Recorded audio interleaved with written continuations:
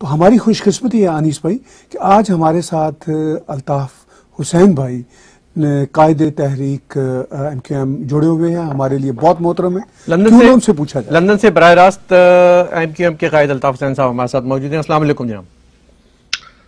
وعلیکم السلام ورحمۃ اللہ وبرکاتہ. سب سے پہلے انیس فاروقی صاحب آپ کو اور بہت ہی مشفق و مہربان مالک ٹیک ٹی وی محترم طاہر اسلم گورا صاحب، آپ کو سلام پیش کرنے کے بعد تمام ٹیک ٹی وی کے سامعین و ناظرین کو اپنا سلام پیش کرتا ہوں. السلام علیکم ورحمۃ اللہ وبرکاتہ. وعلیکم السلام. I hate to disappoint the viewers جو اس طرح کے رومرز پھیلا رہے تھے، اور ہم جو اس کی وضاحتیں دیکھیں سوشل میڈیا پہ، ٹویٹر پہ، رابطہ کمیٹی کی جانب سے بھی، تمام کارکنان کی جانب سے، اس کے باوجود لوگ تسلیم کرنے کو تیار نہیں تھے. افواہوں کا بازار اتنا منظم طریقے سے گرم کیا گیا تھا. لیکن ٹیک ٹی وی پہ لائیو آپ سن رہے ہیں لندن سے قائد تحریک متحدہ قومی موومنٹ جناب الطاف حسین صاحب کو. الطاف حسین صاحب، آپ خیریت سے ہیں، صحت مند ہیں، زندہ سلامت ہیں، خوش ہیں، خرم ہیں؟ یہ ہمیں بڑی خوشی کی بات ہے. لیکن یہ ایک بم بھی آپ آج لوگوں پہ پھر گرا رہے ہیں ایک مرتبہ ہمیشہ کی طرح، اور ان کو مایوس کر رہے ہیں. دیکھیے، اللہ تعالی نے جب دنیا کو بنایا اور ایک پتلا بنایا، فرشتوں کو حکم دیا مٹی کا پتلا بناؤ، اور تمام جتنے بھی ملائکہ، جنات اور جو مخلوقات اللہ تعالی کے پاس تھیں، موجود تھیں اور ہیں، ان سے کہا کہ اس پتلے کو سجدہ کرو. جی، سب نے کر لیا، لیکن شیطان، ابلیس ملعون نے سجدہ نہیں کیا. اللہ تعالی جو بھی چاہتا اسی وقت اسے سزا دے سکتا تھا، بے شک. لیکن اللہ تعالیٰ دنیا کو بنانے جا رہا تھا، اور وہ جاننا چاہتا تھا کہ میں شر بھی بتا دوں گا، بد بھی بتا دوں گا، خیر بھی بتا دوں گا، انسانیت بھی بتا دوں گا، شرافت بھی بتا دوں گا، ایمانداری بھی بتا دوں گا، اخلاص بھی بتا دوں گا، اخلاق بھی بتا دوں گا، اچھا کردار کا حامل ہونا بتا دوں گا، اور دوسری طرف منفی قوتیں میں اب رکھ رہا ہوں اس میں. کیوں کہ شیطان ملعون، ابلیس ملعون زار و قطار رونے لگا، اور اس کے منہ سے نکل گیا کہ میں تیری امت کو بہکاؤں گا، اگر تو مجھے بخش دے اور مجھے فری کر دے تو دیکھ میں تیری امت کو زیادہ بہکاتا ہوں، یا تیری اطاعت و فرما برداری پر تیری تعلیمات کے مطابق دنیا چلتی ہے. بے شک. شیطان کو ایک کہا کہ جاؤ تو میں جو کرنا ہے کر لو، اور بھیج دیا دنیا میں ہر جگہ جاؤ، فری ہو، جسے چاہے نماز پڑھتے ہوئے بہکا دو، قرآن مجید پڑھتے ہوئے بہکا دو، چرچ، مندر، کلیسا، کسی عبادت گاہ جاتے ہوئے بہکا دو، سیدھے راستے سے بھٹکا دو. اس کے دل میں मोहब्बत होगी, अल्लाह तबारक व ताला रब सिर्फ यानी एक आलम का रब नहीं है, अल्हम्दुलिल्लाहि रब्बिल आलमीन। उस वक्त तक जब ये आयत उतरी थी, उस वक्त तक किसी को मालूम नहीं था, उस जमाने तक, कि एक आलम नहीं बल्कि आलमीन है। एक सूरज नहीं बल्कि हजारों सूरज हैं, हजारों चांद हैं, हजारों जमीन की तरह से प्लेनेट्स मौजूद हैं। तो मैं आप दोनों साहिबान के तवस्सुस से अवाम तक ये बात पहुंचाना चाहता हूं। शैतान ने इनफरादी तौर पर भी बहकाया और इज्तिमाई तौर पर कौमों को भी बहकाया।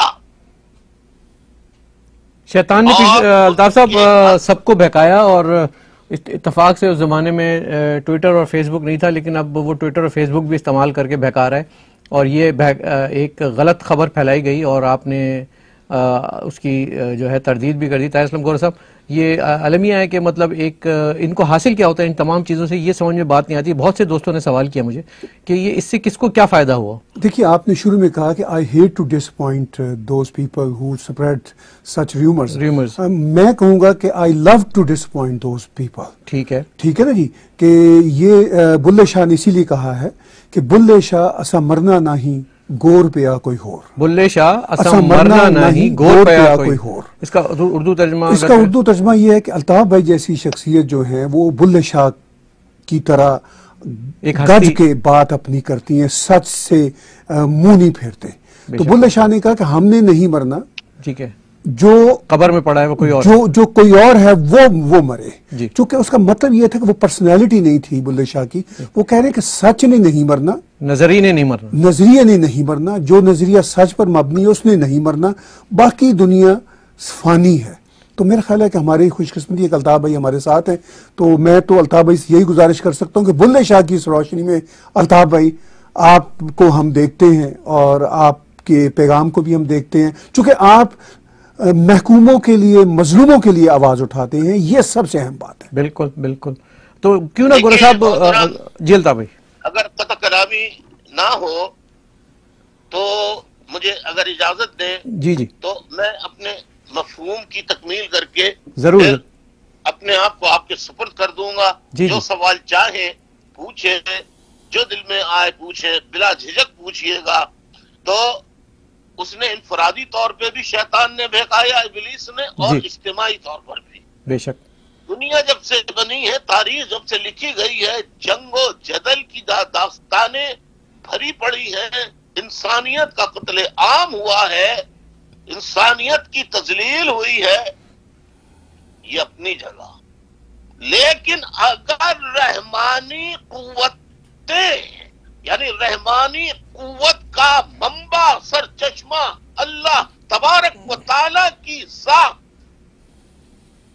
को मानने वाले और उसकी तालीमात पे अमल करने वाले बुराई करने वालों से कम होते तो दुनिया आज खत्म हो चुकी होती, उसकी आबादी में कमी हो जाती।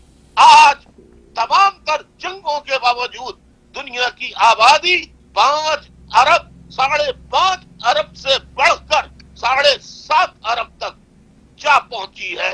लिहाजा शैतानी हरकतें हर हक परस्त कुव्वत के खिलाफ नबज आजमा हो जाती हैं और वो गुमराह करती हैं, लोगों में शर डालती हैं, उनके जहनों को बड़ा गंदा करती हैं। लेकिन आप जैसे लोग भी इस झूठ, मक्र, फरेब और शैतानों की बातों में आए हुए लोगों की दुनिया में आप जैसे लोग भी तो रह रहे हैं। آپ کیوں نہیں ان جیسے بن گئے جنہوں نے بنا تصدیق ایک خبر نہیں بلکہ وہ نہ جانے کتنے سیدھے سادھے معصوم لوگوں کی پگڑیاں اچھالتے رہتے ہیں. میں تو 41 برسوں کی جدوجہد میں عادی ہو چکا ہوں. میں تو 41 برسوں کی جدوجہد میں آگاہ ہو چکا ہوں اور میری صحت پر اس قسم کی افواہوں سے نہ کل کوئی اثر پڑا تھا نہ آج پڑا ہے، اور جب تک میری جسم میں جان باقی ہے نہیں پڑنے والا. ہاں، کل نفس ذائقۃ الموت، میں اس پر یقین رکھتا ہوں. ہر نفس کو موت کا مزہ چکھنا ہے. مجھے بھی مرنا ہے، آپ کو بھی مرنا ہے، طاہر صاحب کو بھی مرنا ہے، chief of army staff general Qamar Bajwa کو بھی مرنا ہے، ISI کے جرنیلوں کو مرنا ہے، تمام پاکستان کے جو بڑے بڑے نامی گرامی، دنیا کے نامی گرامی جو لوگ ہیں سب کو مرنا ہے. اور جنہوں نے یہ خبریں پھیلائی ہیں ان کو اور ان کی اولاد کو بھی مرنا ہے. یہ نہیں بھولنا چاہیے. نہ پہلے کوئی اثر پڑا تھا نہ اب کوئی اثر پڑے گا. میرے خیال میں اس سے زیادہ واضح اور کلیئر میسیج اگر ہمارے ناظرین ہمیں دنیا بھر میں جو دیکھ رہے ہیں نہیں جا سکتا تھا. اور اب آپ کی افواہوں کے ساتھ ساتھ آپ کا بھی دم نکل جانا چاہیے جو یہ فیک افواہیں پھیلاتے ہیں. گورا صاحب، ایک بڑی چونکہ ہمارا الطاف حسین صاحب سے جو ایک بنیادی سوال تھا وہ یہی تھا کہ ان رومرز کو توڑ دیا جائے، لیکن چونکہ اب وہ لائن پہ موجود ہیں اور میں آپ کو بتا دوں کہ وہ MQM کے قائد ہونے کے علاوہ بھی ایک بہت اچھے تبصرہ نگار، تجزیہ نگار، کالم نگار، باقاعدگی سے جنگ میں ان کو کالم چھپتا تھا ہیں، اور ان کی دنیا بھر کی جو کرنٹ افیئرز حالات حاضرہ پہ بڑی گہری ہیں. کیوں نہ ایک سوال میں ان کو بھی شامل کر لیا جائے جو میں آپ سے بھی کرنا چاہ رہا تھا. موجودہ کل جو آپ نے دیکھا کہ چین کی وہ ریاست نے ایک جو موشن تھی اس کو بلاک کیا جس میں مسعود اظہر کو دہشت گرد قرار دیے جانے کے بارے میں برطانیہ، فرانس اور امریکہ نے اور انڈیا نے ایک درخواست دائر کی تھی، اس کو انہوں نے بلاک کر دیا. تو یہ اس کا جواب میں آپ سے بھی چاہوں گا، اور میں چاہوں گا اس گفتگو میں اگر الطاف حسین صاحب کے پاس وقت ہو تو وہ بھی شامل ہو جائیں اور اپنا ایکسپرٹ اوپینین ضرور دیں. تو گورا صاحب سے شروع کرتے ہیں. جی گورا صاحب. جی دیکھیے، میرے لیے تو بالکل ان ایکسپیکٹڈ نہیں تھا جو کچھ چین نے کیا. چین اس سے پہلے بھی جو ایکسٹریمسٹ ہیں، ملیٹنٹس ہیں، ان کو نہیں بلاک کر رہا اقوام متحدہ میں، اس لیے کہ گراؤنڈ ریالٹی یہ ہے کہ چین کے مفادات پاکستان کے ساتھ ہیں اور اس کے ساتھ بھارت کے ساتھ بھی ہیں. اور دیکھیے، یہ اس طرح کے جو ڈیسیجنز ہیں ہم چین سے توقع کریں کہ وہ کریں گے، وہ نہیں کریں گے. وہ تو آپ اور میں اور الطاف بھائی ہم لوگ امیڈیٹ ایکشن لینے والے لوگ ہیں، مگر جو ریاستیں ہوتی ہیں وہ بہت سلو موشن میں چلتی ہیں، بہت سلو موشن میں چلتی ہیں اور وہ اپنے مفادات کو ہی کیٹر کرتی ہیں. تو was it expected Altaf Hussain صاحب، کیا یہ ڈیسیجن آپ اس کو ایکسپیکٹ کر رہے تھے کہ ایسے ہی آئے گا جیسا کہ آیا یہ نتیجہ اس کا؟ دیکھیے فاروقی صاحب، اصل میں غریب لوور مڈل کلاس کے طبقے سے تعلق رکھتا ہوں. ہمارا معاشرہ زر پسند افراد کے ماتحت چل رہا ہے. درست. اس قبیل کے، یعنی اس اشرافیہ سو کالڈ کے جو لوگ قلمکار ہوں، لکھاری ہوں، یا ان کے نمکخوار ہوں، تنخواہ دار ہوں، ان کے لیب پالک ہوں، ان کی لکھی ہوئی باتوں کو بہت اہمیت دی جاتی ہے. آپ کو سن کے تعجب ہوگا، 1995 میں میں نے ایک سازش کا انکشاف کیا تھا.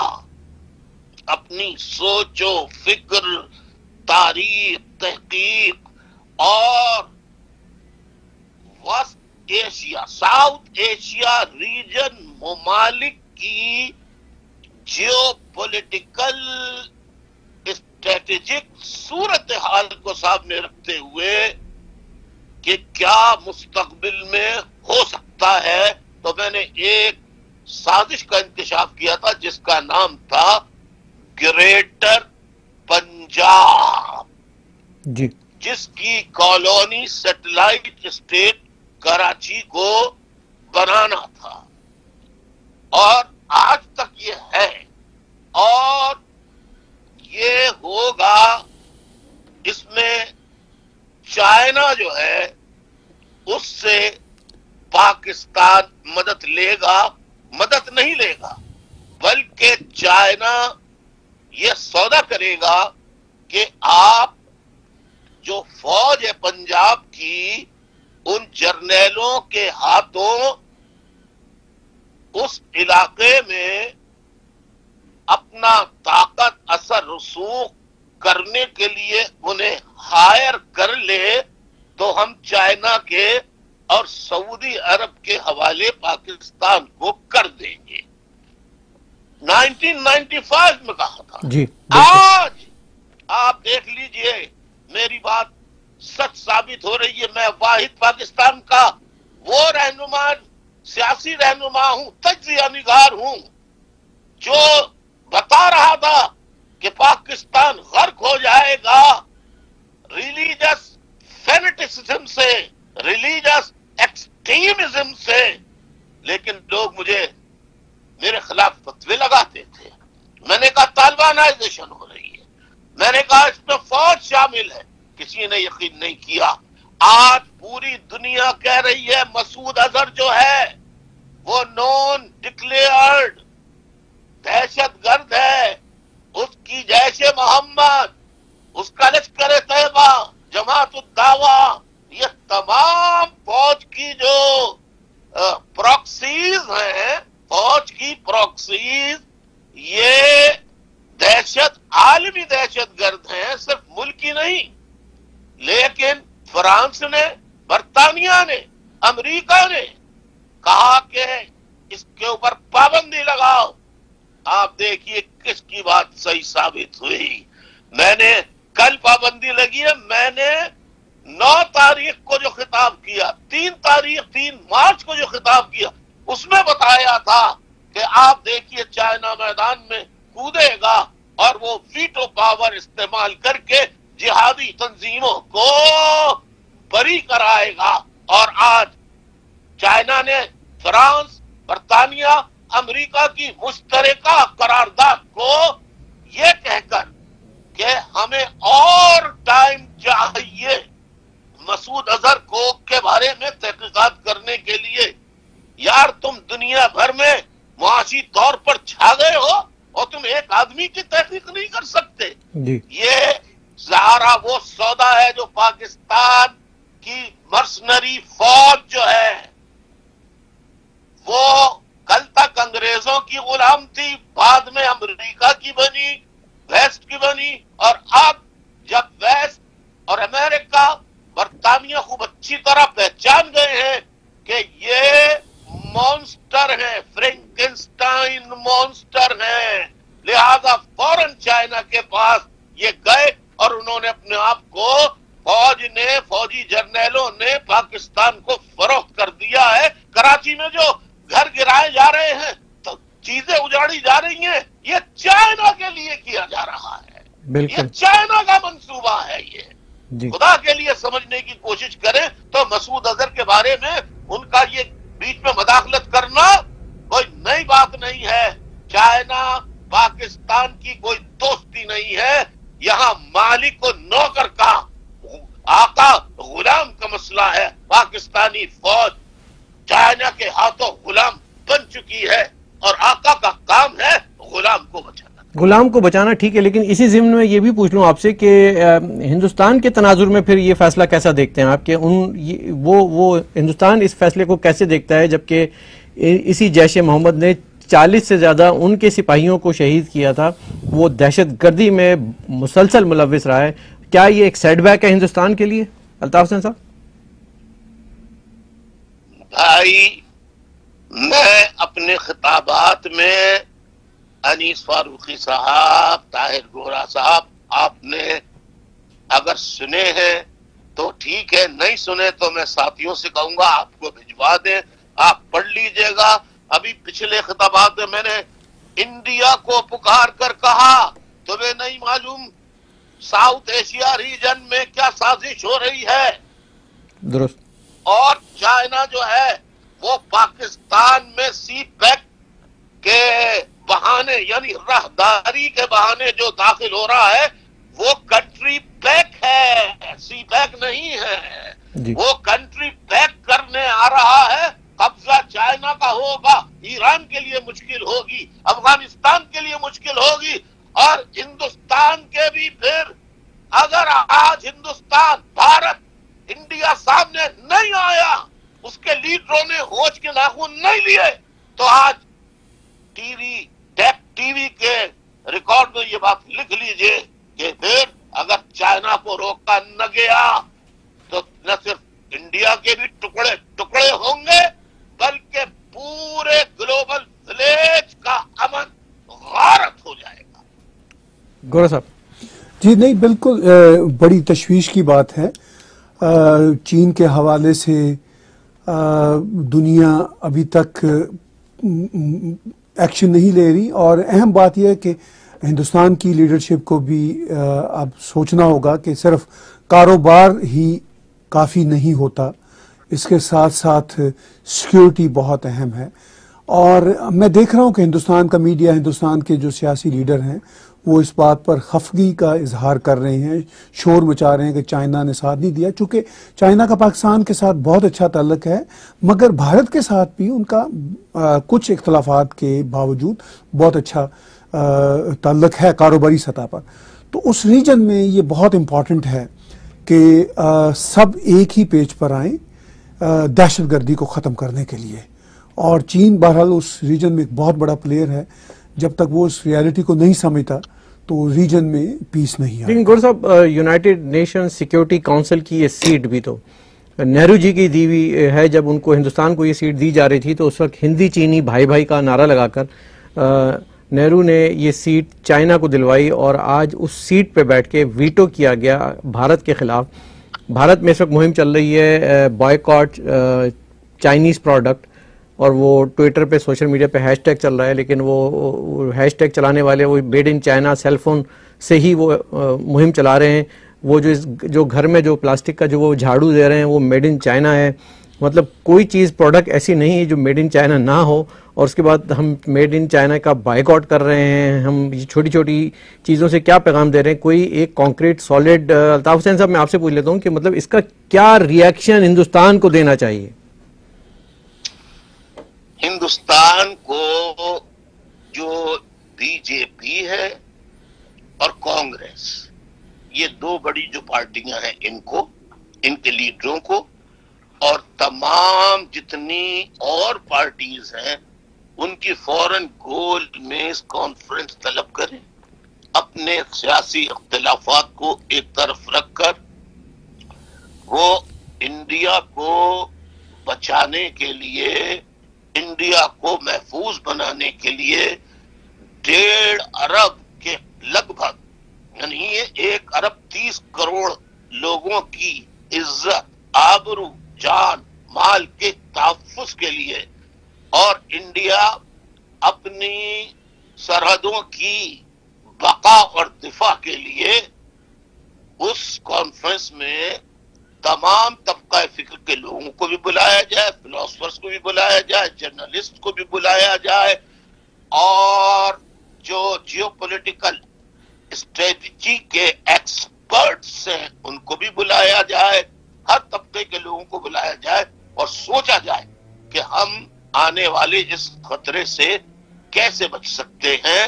ورنہ یاد رکھیں, وگرنہ پھر داستان بھی نہ ہوگی. داستانوں میں یہی پیغام ہے انڈیا والوں کے لیے. بہت بہت شکریہ. متحدہ اقوام متحدہ کے قائد الطاف حسین صاحب نے ہمیں جوائن کیا اور گفتگو فرمائی. ناظرین, یہاں ہم ایک چھوٹا سا بریک لیں گے. بریک کے بعد ہم اپنے اگلے موضوع اور اگلے مہمان کی جانب جائیں گے. Stay tune with us.